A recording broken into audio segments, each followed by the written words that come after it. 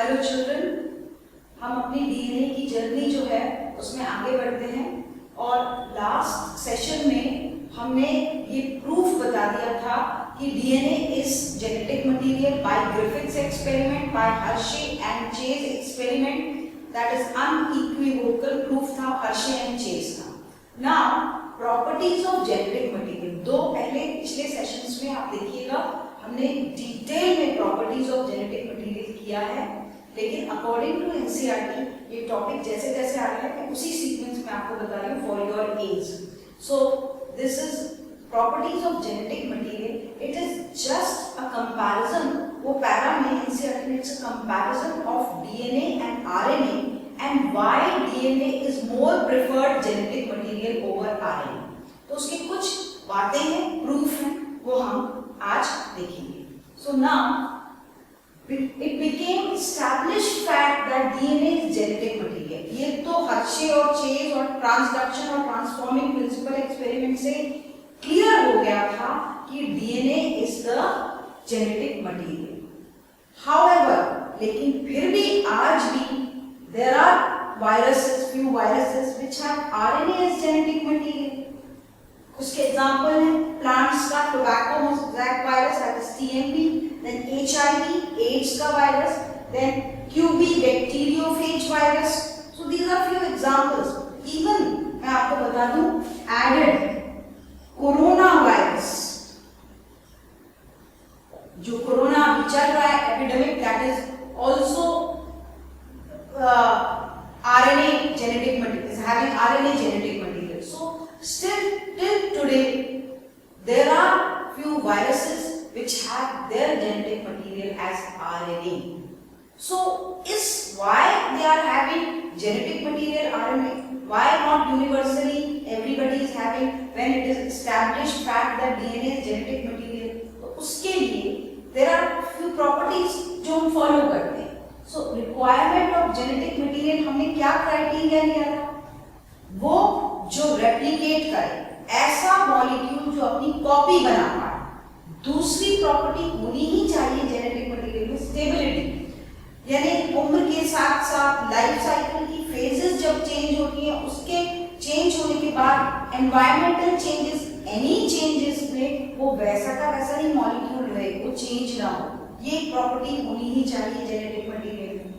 Then again one important property is mutation, यानी अगर suppose इस मॉलिक्यूल में कहीं कोई माइनर चेंजेस आ जाए तो उससे जिस ऑर्गेनिज्म में ये जेनेटिक मटेरियल मौजूद है उस माइनर चेंज से ऑर्गेनिज्म को कोई फर्क ना पड़े, कोई फायदा ही हो, अडैप्टेशन हो जाए, वेरिएशन मिले और आगे की जनरेशन तक वो कंटिन्यू हो। अगर ऐसा कोई माइनर चेंज हो रहा हो तो that is a good genetic material. So that minor change is called as mutation. The fourth property which a genetic material should have is expression। Whatever molecule is carrying, whatever information is in the molecule in coded form, it should be able to express in the cell which is present। जिस cell में ये molecule मौजूद है उसमें जो भी उसमें करने की ताकत है वो काम को वो एक्सप्रेस करे cell, maybe in the form of enzyme, maybe in the form of proteins। so किसी भी तरीके से वो सेल में एक्सप्रेस हो। जब ऐसी 4 important properties अगर कोई मॉलिक्यूल सेल का शो कर रहा है तो it is a perfect genetic material. ठीक है, तो कंपैरिजन इन चारों प्रॉपर्टीज को लेकर के डीएनए और आरएनए में देखते हैं कौन बेहतर फिट होता है। सो बोथ, पहली property replication, both DNA and RNA can duplicate, मतलब वो अपनी कॉपी बना सकते हैं। RNA भी अपनी कॉपी बना सकता है, DNA, दोनों में ये प्रॉपर्टी है। तो इस प्रॉपर्टी को अगर कंसीडर करें तो RNA is equal to DNA as genetic material। ठीक है, लेकिन स्टेबिलिटी, दूसरी प्रॉपर्टी स्टेबिलिटी विद एज, उम्र के चेंजेस के इन infant, in young age, in adult, old age, वो मॉलिक्यूल चेंज नहीं होना चाहिए, should be stable। so age के संग stages of life cycle, different stages of life cycle जब हुए प्लांट्स में जैसे होती है haplontic, diplontic and other stages अपनी लाइफ की भी, उसमें भी ये मॉलिक्यूल जैसा है वैसा ही रहे। ठीक है, अगर कोई मॉलिक्यूल ऐसा रहता तो उसमें कौन जीतता है? डीएनए। उसमें अगर स्टेबिलिटी विद एज और स्टेजेस ऑफ लाइफ साइकिल देखी जाए तो उसमें better genetic material is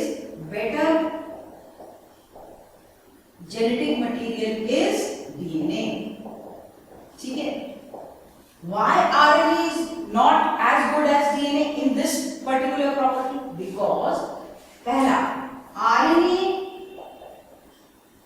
is single stranded,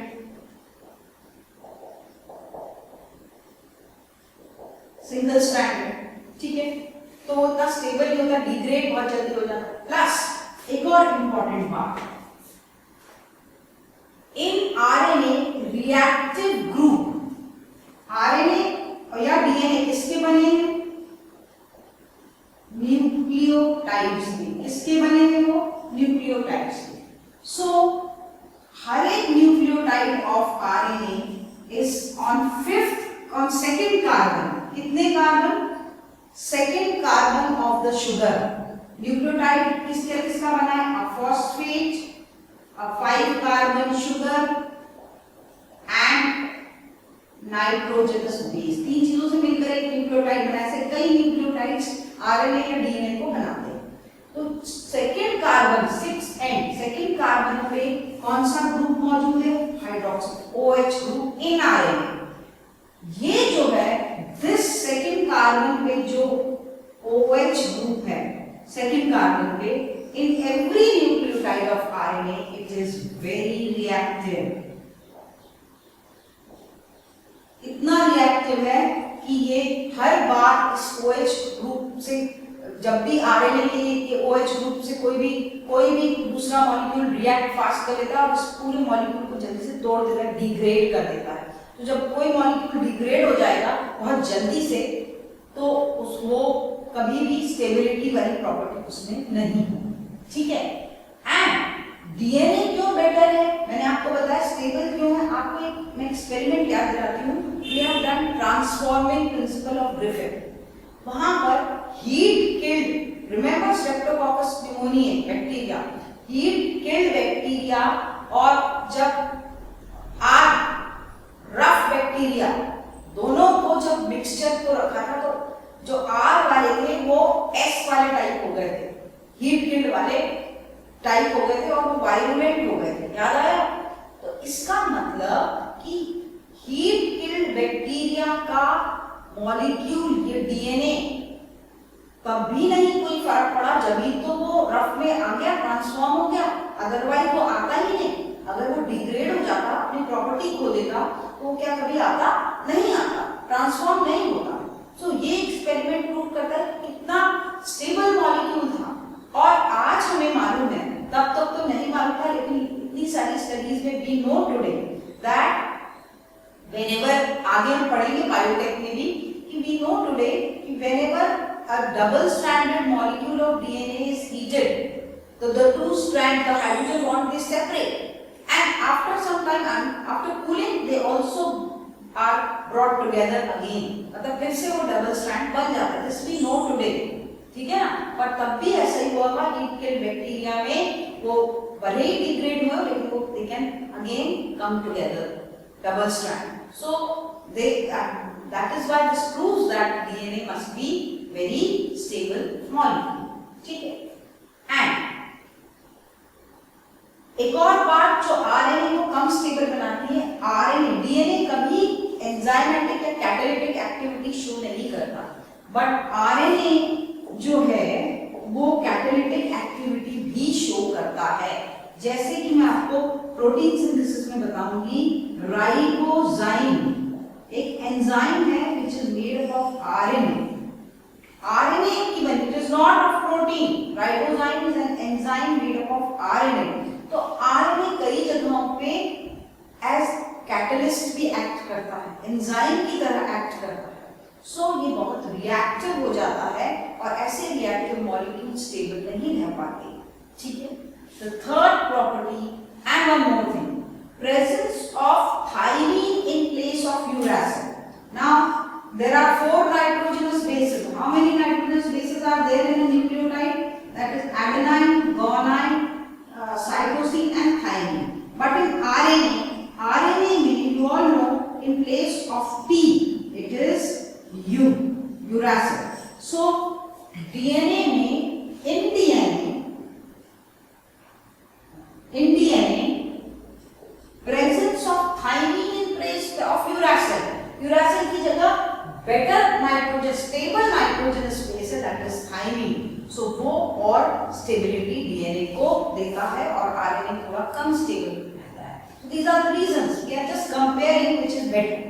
Then third property, both are able to mutation को minor changes in that molecule. अगर DNA और RNA के molecule में कुछ minor change हो and that change is for better and it is passed on from generation to generation. So those changes are called as mutations.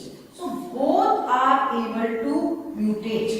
दोनों में mutation की property है, तो इसमें कोई comparison नहीं है. Both are able to mutate. Now RNA direct expression की जहां तक बात है तो उसमें RNA जीतता है. एक्सप्रेशन वाली प्रॉपर्टी RNA के मॉलिक्यूल में ज्यादा है. RNA जो है वो directly codes for synthesis of proteins. अभी हम प्रोटीन सिंथेसिस करेंगे तो जितना भी स्टेप्स हैं प्रोटीन बनाने में, जैसे कि transcription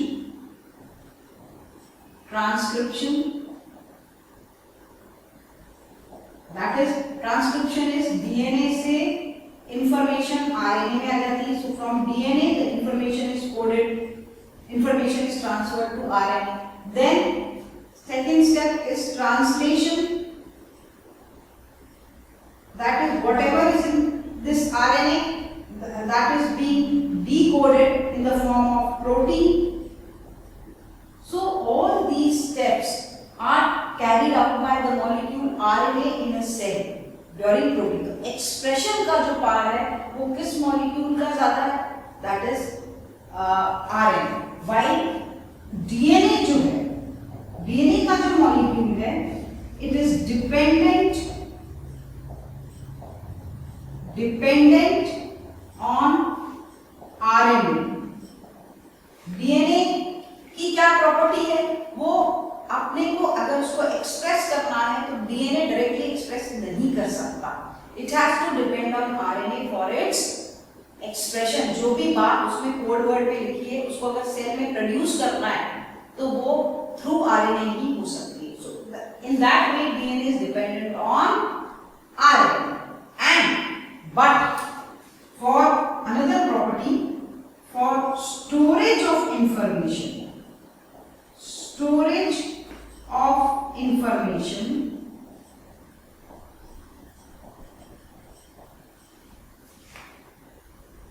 DNA is a better molecule. Store करने की फॉर लॉन्ग टाइम कौन सा मॉलिक्यूल ठीक है? That is DNA. So for expression RNA, for storage of information DNA. अब इन सब चीजों को देखते हुए एक कॉमन बिलीफ है कि DNA is more appropriate genetic material. ये सब बातें देखते हुए सो एक बार just go through these that why DNA is better genetic material, उसका आंसर है. और ध्यान रखना कि प्रोटीन सिंथेसाइजिंग मशीनरी किसके इर्द गिर्द बनी? RNA, evolved around RNA.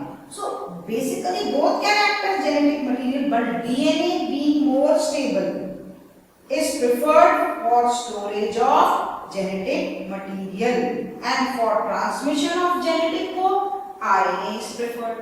So for storage and stability देखा जाए तो DNA is preferred genetic material. For transmission of information in the form of protein RNA is better genetic material.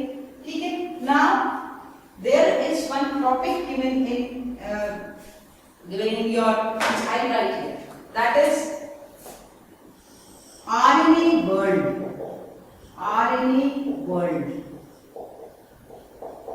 Now जब अर्थ पे living organisms पहली बार आए, those were archaebacteria group के viruses, primitive earth का atmosphere, you know, high temperature, no oxygen, reducing atmosphere, very difficult environment. उस समय जो भी लिविंग ऑर्गेनिजम्स प्रिमिटिव अर्थ के एटमॉस्फेयर पे आए, उनका जेनेटिक मटेरियल क्या था?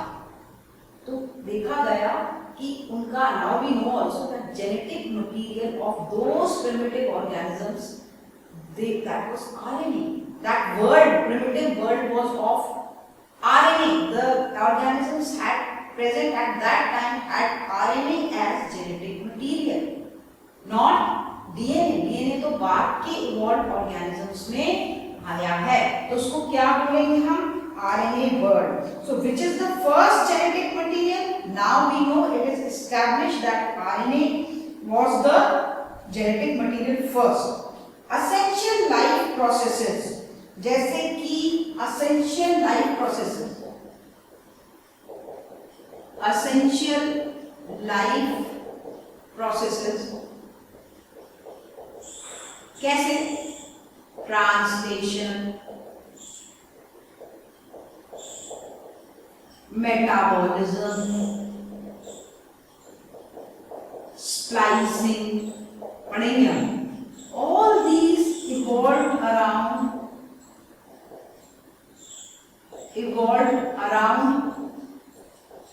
what? RNA. ये सब processes जो थे, they evolved around which molecule? Around RNA. And RNA used to act as genetic material as well as catalyst. मतलब एंजाइम की तरह भी काम करता था। RNA worked well in early unstable environmental conditions. So RNA used to act as genetic material as well as catalyst, मतलब enzyme. ठीक है, ये दोनों की तरह ही काम करता था। एंजाइम भी उस समय आरएनए से के मॉलिक्यूल से बने हुए रहते थे, और जेनेटिक मटेरियल भी उन ऑर्गेनिजम्स का क्या था? आरएनए। और it was a very well worked molecule in those early, so it worked well in early unstable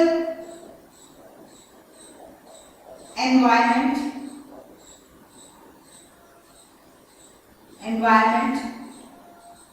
of Earth। उस समय कितना अनस्टेबल एनवायरनमेंट था, कभी थंडरिंग, कभी हैवी रेन्स, कभी वोल्केनिक इरप्शन, ये सब चलता ही रहता था। सो उस अनस्टेबल एनवायरनमेंट में आरएनए का मॉलिक्यूल बहुत अच्छा काम किया एज जेनेटिक मटेरियल। क्लियर है? और क्या था, लेकिन धीरे धीरे एनवायरनमेंट बिकेम स्टेबल और RNA replaced in two of its function. So when environment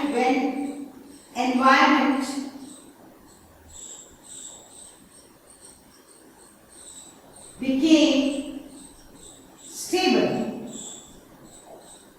थोड़ा एनवायरनमेंट अब कई हजार साल तक एक जैसा रहने लगा, तो आरएनए ने अपने टू फंक्शंस में बदलाव लाया। सो RNA replaced itself in its two functions, दो फंक्शंस में। बहुत इंपॉर्टेंट पॉइंट है, कौन से दो फंक्शंस में उसने अपने आप को चेंज किया। पहला तो आरएनए का जो मॉलिक्यूल है, पहला जो आरएनए का मॉलिक्यूल है वो सिंगल स्ट्रैंडेड है, उसने अपने आप को क्या कर लिया? Double stranded. सो सिंगल स्ट्रैंडेड से डबल स्ट्रैंडेड। ठीक है, अब डबल स्ट्रैंडेड क्या हो गया? डीएनए कहलाने लगा। क्लियर? तो ये बहुत बड़ा बदलाव हुआ during the course of time. जैसे जैसे अर्थ पे एनवायरनमेंट स्टेबल होता गया, इस मॉलिक्यूल ने एक प्रॉपर्टी रिप्लेस कर दी, that is itself single stranded. RNA single stranded molecule है, उसने अपने आप को क्या किस टाइप का मॉलिक्यूल में इवॉल्व कर लिया into double stranded, it was later known as DNA. ठीक है, ये वाली एक प्रॉपर्टी इंपॉर्टेंट रिप्लेस की गई। एंड देन फॉर बायोकैटलिस्ट, अब कैटलिस्ट की तरह भी काम कर रहा है, उसने वो प्रॉपर्टी भी चेंज करी। फॉर बायोकैटलिस्ट मतलब लिविंग सेल में कैटलिस्ट जैसा काम कर रहा था उस वक्त आयन, सो वो भी चेंज करके किसको दे दिया, किस मॉलिक्यूल को दे दिया वो काम, proteins. So for biocatalyst activity cell के अंदर, लिविंग सेल के अंदर रिएक्शंस कंप्लीट करने के लिए जो एंजाइम्स काम करती हैं इनको बोलते हैं लिविंग सेल के बायोकैटलिस्ट। कोई भी रिएक्शन बिना बायोकैटलिस्ट के नहीं हो सकता। ये वाली प्रॉपर्टी भी पहले के जमाने में आरएनए संभालता था, वो मॉलिक्यूल ने दूसरा काम क्या किया, वो रिप्लेस कर दी। This property was given to proteins. Proteins आज तक प्रोटीन्स जो हैं वो कैटलिस्ट की तरह काम करते हैं आफ्टर दैट। सो ये दो इंपॉर्टेंट प्रॉपर्टीज में वो दूसरे मॉलिक्यूल की हो गई, इवॉल्व हो गया। और जब ये हुआ तो धीरे धीरे धीरे धीरे after some time when evolution occurred और कॉम्प्लेक्स ऑर्गेनिज्म बनने लगे, क्योंकि ये दो प्रॉपर्टी डीएनए और प्रोटीन संभालने लगे। आरएनए अकेले नहीं संभाल रहा था, आरएनए सिर्फ जेनेटिक एक्सप्रेशन का काम संभालने लगा।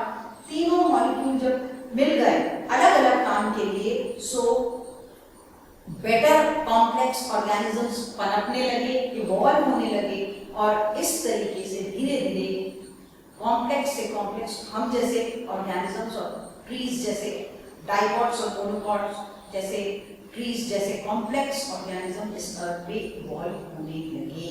Clear? So what happened, this increased metabolic activity paved the way for evolution for more complex organism।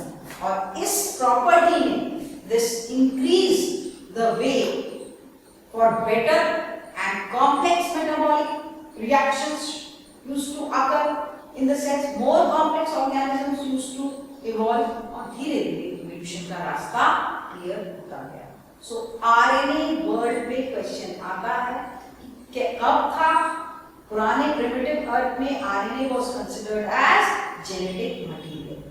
This today properties of genetic material, ये चार प्रॉपर्टीज को लेकर के कंपैरिजन बताया है बिटवीन आरएनए एंड डीएनए। आता है क्वेश्चन, बेहतर कौन सी प्रॉपर्टी में कौन सा बेहतर है और कौन सा कमतर है, इन विच प्रॉपर्टी और क्यों, that I have told you.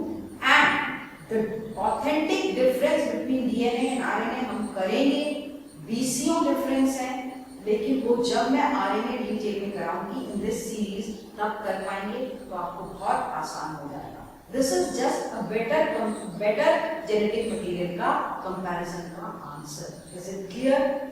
अब एक प्रॉपर्टी है that is of genetic material. अगर डीएनए है बेटर जेनेटिक मटेरियल आज की तारीख में, तो उसकी बहुत इंपॉर्टेंट प्रॉपर्टी, पहली प्रॉपर्टी हमने लिखी है रेप्लिकेशन, रेप्लिका, अपनी कॉपी करना।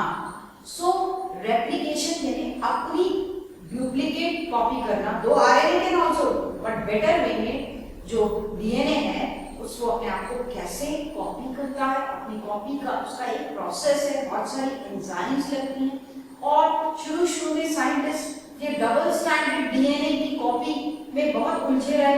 क्या दोनों स्ट्रैंड्स खुलते हैं और पूरे दो नए स्ट्रैंड्स बनते हैं, उसको बोला डिस्पर्सिव मेथड। या फिर जब दोनों स्ट्रैंड्स खुलते हैं उसमें से जो दोनों नए स्ट्रैंड बनते हैं वो दैट इज दोनों नए स्ट्रैंड मतलब पूरा डिसमेंटल हो जाते हैं, सारे न्यूक्लियोटाइड टूट जाते हैं और फिर पूरे दो नए स्ट्रैंड बनते हैं, दैट इज डिस्पर्सिव।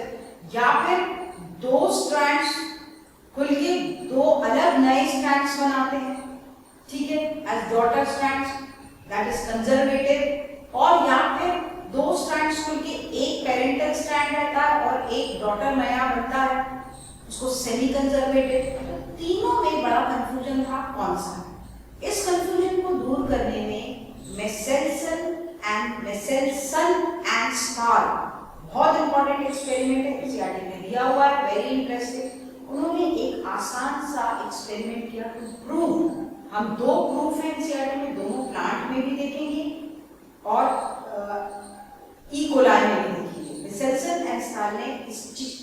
एस्चरिचिया कोलाई नामक बैक्टीरिया पे किया था एक्सपेरिमेंट, वो आता है एग्जाम में, क्वेश्चंस आते हैं, तो ये डिटेल में हम नेक्स्ट क्लास में देखेंगे। तब तक जस्ट रिवाइज दिस पार्ट।